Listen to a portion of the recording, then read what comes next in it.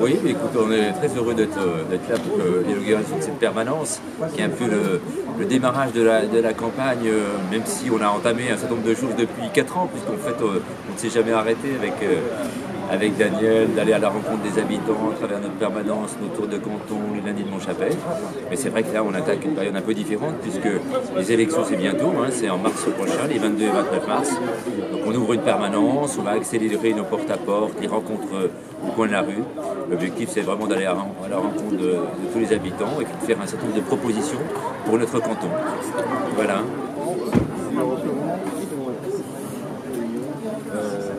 Bon, d'abord, c'est un moment important puisque nous sommes quelques semaines maintenant du premier tour des élections cantonales et l'inauguration de ce local lance la campagne à Dijon, celle de François-Xavier Dugourc d'abord, qui a formé un tandem avec Daniel. C'est un tandem qu'on connaissait bien puisque déjà très actif depuis plusieurs années. Et puis j'ai pu être là parce que François-Xavier Dugourc, c'est d'abord une personnalité qui compte au Conseil général, c'est le premier vice-président. C'est un homme vraiment d'engagement et courageux. C'est un homme qui est attentif aux autres. On en a besoin dans les temps troublés qu'on traverse. Je sais le travail qu'il a fait, notamment pour la prévention du risque aussi des adolescents en rupture de famille, avec la dosphère qu'il a porté à bout de bras, et je le salue pour cela notamment.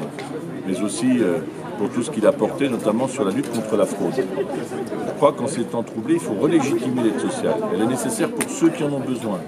Mais on doit s'assurer que cette aide aide bien à ceux qui en ont besoin. Donc chaque euro doit être assuré d'être utilement utilisé pour la cohésion sociale et la cohésion départementale.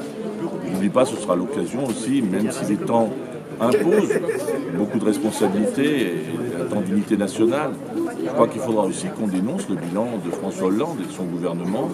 Et ce sera l'occasion aussi, puisque c'est la première fois que tous les Français, tous les Côte-d'Oriens voteront, d'exprimer aussi ce qu'on pense de ce gouvernement au plan économique et social.